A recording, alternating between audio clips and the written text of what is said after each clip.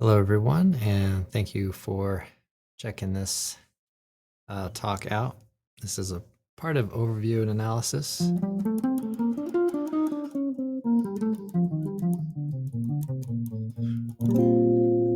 So today, and there's a video live stream, YouTube member area.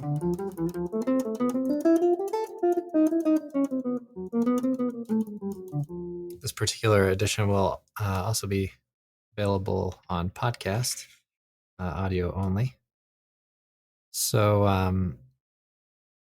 we're going to take a look at this tune this week called There's No Greater Love. And music by Isham Jones.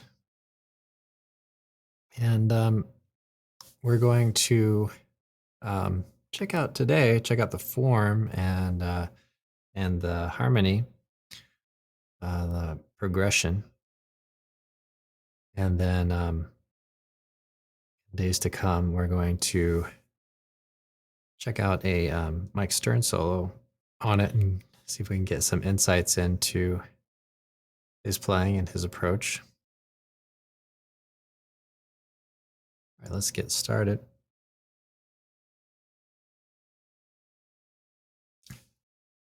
Okay, so we're using a lead sheet here from the New Real Book 2.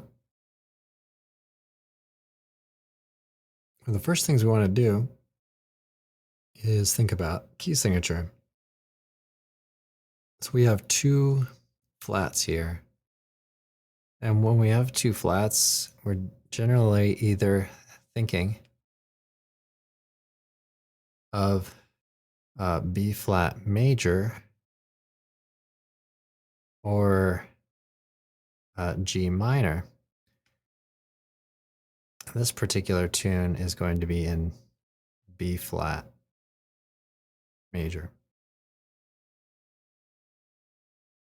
Okay. Look around here. We can see we have 8 bars and then another 8 bars that largely repeat, although it's a little different towards the end. And then we have the B section, which goes to the relative minor. We'll talk about that. And then we have the C, which is just like the second A. Now, a lot of the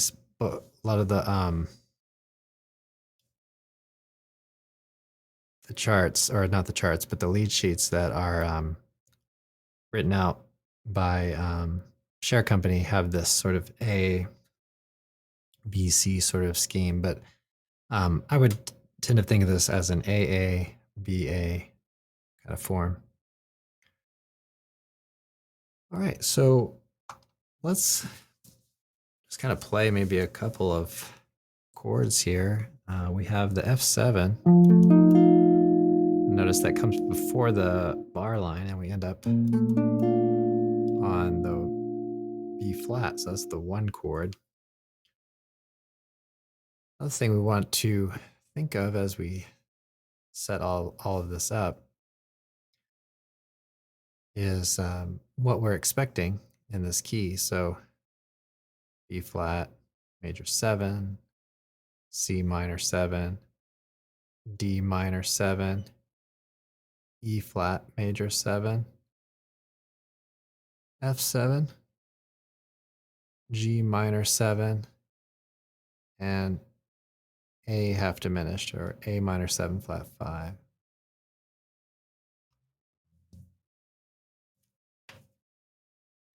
Okay, so we have the F7 to the B flat. That's going to give us the 5-1 sound there.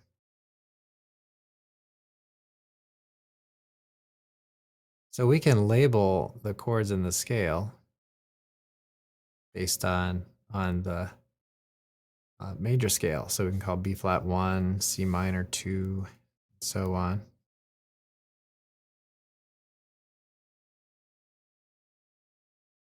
Okay. So B flat will be the 1 chord, that F7 will be 5 chord. Let's check out a couple of things that come up after that. So we have B flat, and then we have E flat 7 or E flat 9, and A flat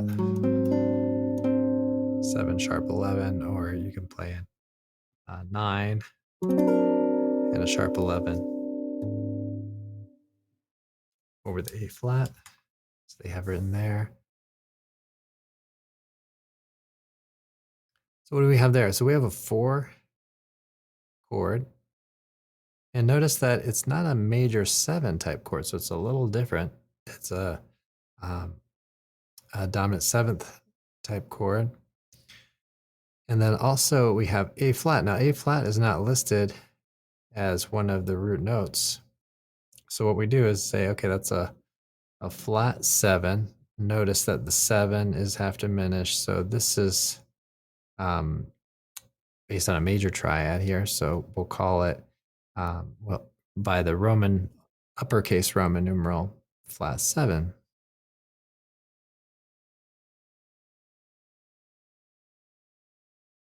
So that particular chord has a little bit of a kind of secondary dominant type function to it. So if we thought about a related chord, D7, going to G7, that motion would be like a 5 of 6. So just to give that some context there. And we can hear how that moves to that.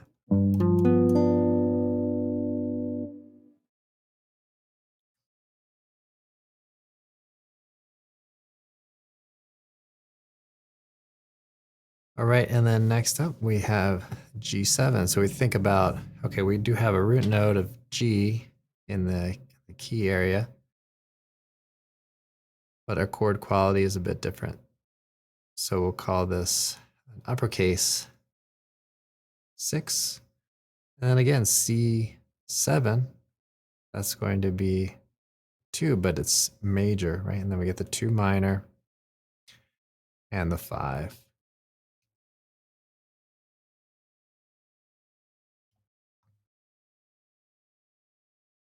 All right, so we have, as far as our kind of chord tones go, we end up with this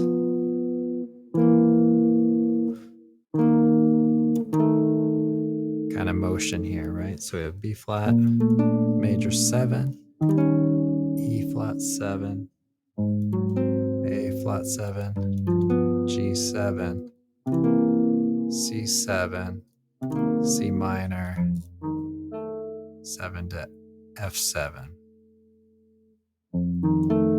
So you can see how much of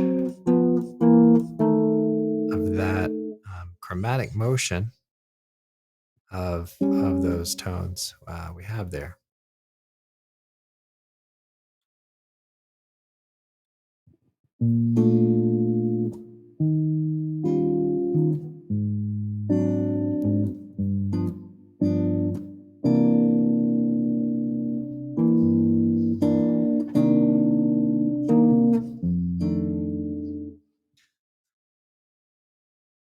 Okay, so let's take a look at the next thing here. So we have a lot of the same kinds of things, right? 1, 4, flat 7, 6, 2, and then a minor 2, 5 to 1. So let's check that out.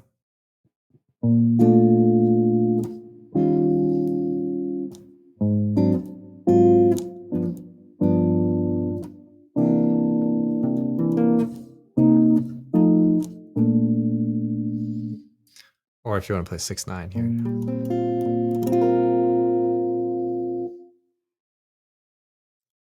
Okay, so those are the A section. Let's look at the last section 2 before we get to the B section. So again, this one is going to be just like the one that we just played there. So we have 1, 4, flat 7, and 6, 2, minor 2, 5, and 1. Okay, and then when repeating, we might place another 2, 5 progression there as well. So I picked out this tune this week, partly because I wanted to check out this Mike Stern solo, but also generally picking tunes that are maybe called fairly often, so that if you study these tunes and work at these, you'll have a repertoire of tunes that are useful if you play out somewhere. Okay, so let's look at the bridge. If we remember back to what we wrote up above, we had G minor. That's the 6th chord. So that's the relative minor. So when we take a look at this, we can think of G as, let me write this green here. So G minor could be the 1 chord. A half diminished could be the 2. B flat could be the flat 3. And then C minor, the 4. And now D is going to be, we're going to write that as like D7 rather than D minor. And E flat, flat 6. And F7 will be the flat 7.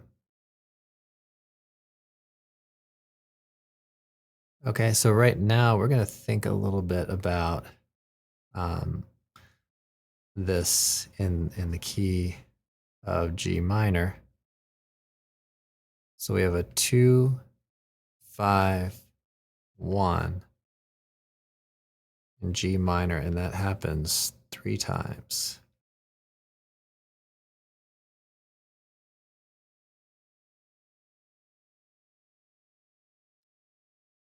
Okay, and then we get, then we're starting to cycle back to the relative major with the 2, 5 here. Okay, so let's check this out. We have A minor 7 flat 5 to D7.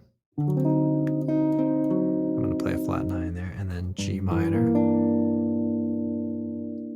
Okay, again, A minor 7 flat 5, D7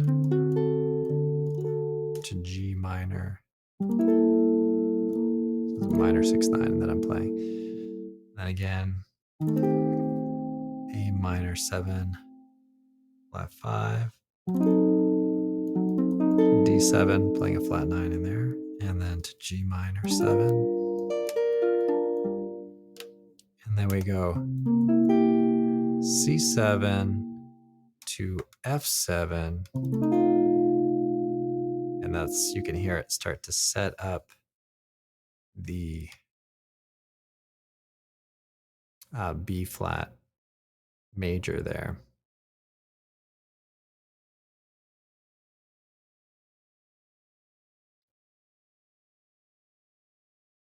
Okay, so let's go over some of the maybe challenges to this. So we have a lot of dominant 7th chords. So you might think about, what chord scale you might try as it's sort of starting off point to just get a handle on some of the consonances and dissonances. Not that you'd have to play those notes kind of exclusively. So one scale that's kind of cool for going to a 4 chord, that's dominant 7th, that's a 7th chord, is to play basically the B flat melodic minor. So that in that way you only change one tone, and that's called the Lydian dominant.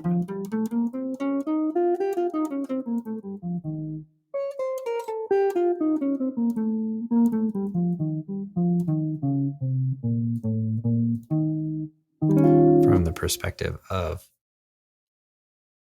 the E flat. So let's label some of these or think about these. So we said there, Lydian dominant would be a good first choice, I guess.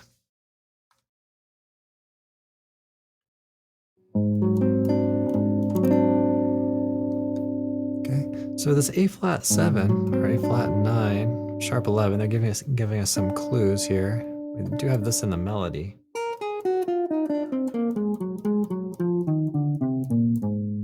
So that's another one where the Lydian dominant could be a good choice.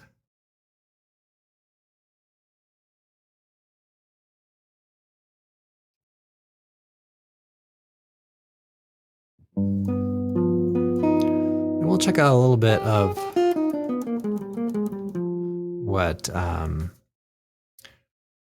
what Mike Stern ends up playing on that. But for now, those are some little moments in there that might be a little bit challenging. I think the G7, you might put in a little more alteration to things. But there are a variety of scales you could choose from.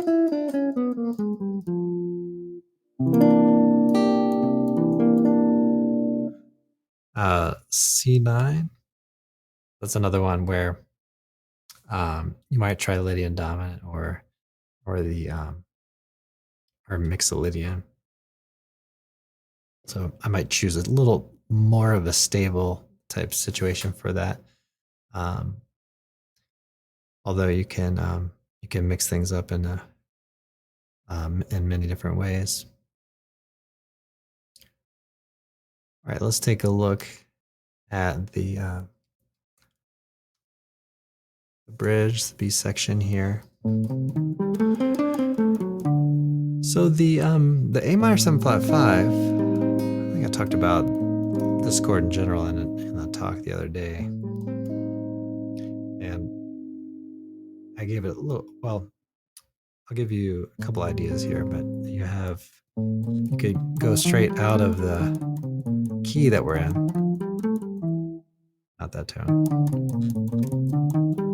So we have this flat 5 on it, right? So we want to keep this lowered, right?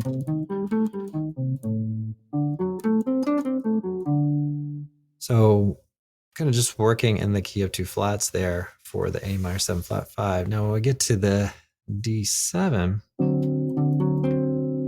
we think there a little bit about key of 2 flats for that one.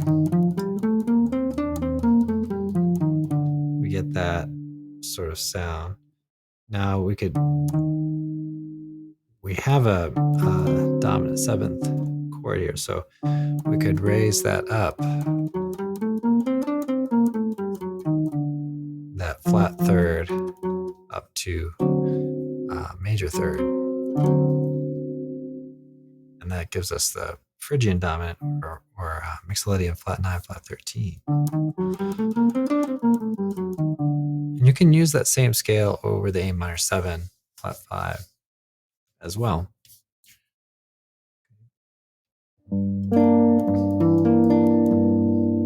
Okay, and then we get to the G minor, which that also rests into the key of 2 flats as well. So so that would be kind of an initial option there, initial thought choice.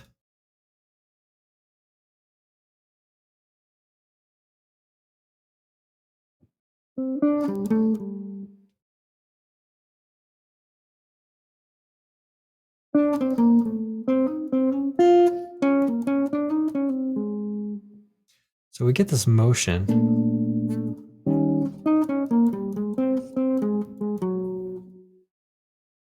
Okay, from here, let's head back to the A section here.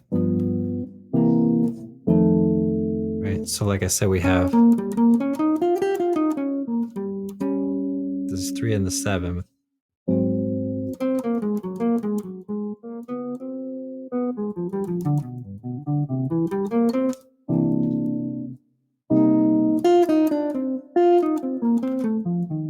We have a lot of dominant 7th type chords to work with here, so it's going to be a really good practice. It's going to be really interesting to see and hear what Mike Stern played on that on this tune.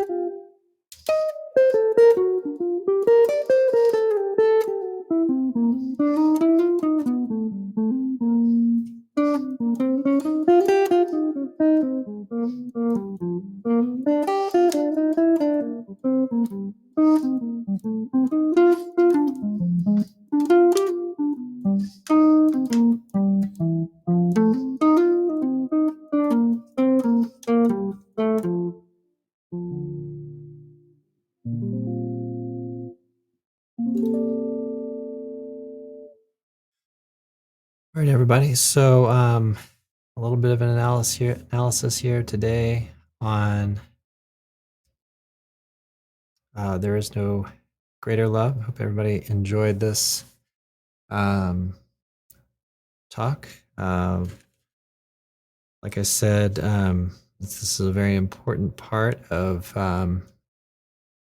learning tunes in general, is to understand the theory, how the progression works, and the form. And so I may be doing more on the melody here in coming days, but